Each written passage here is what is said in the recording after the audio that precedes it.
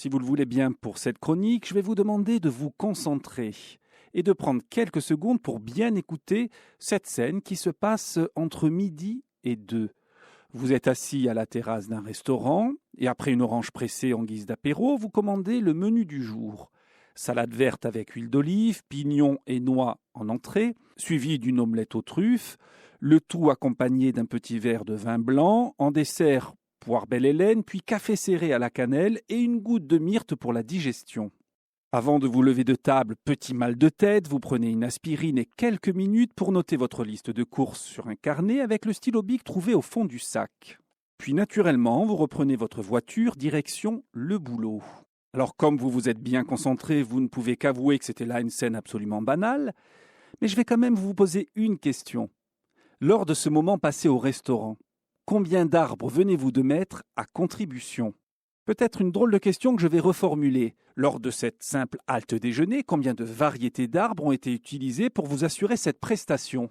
Eh bien en fait, quasiment 20. Un frêne pour la chaise, un orme pour la table, un oranger pour l'apéro, un olivier pour l'huile, un pin parasol pour les pignons, un noyer pour les cerneaux, un chêne pour la truffe, un robinier faux acacia pour le fût de votre vin blanc, un poirier, un cacaoyer en dessert, un caféier, un cannelier et un myrte pour conclure le repas.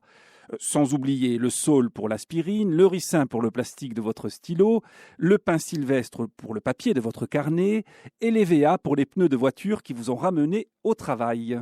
Il est donc clair que matériellement, nous aurions du mal à vivre sans les arbres. Mais plus important encore, vous le savez avec les algues, ils sont nos véritables bouteilles d'oxygène. Un rejet en fait, un RAW, qu'ils se permettent en fin de repas après s'être repus de dioxyde de carbone. Déchets ô combien précieux pour nous, que nous avalons à raison de 700 grammes par jour et 255 kilos par an.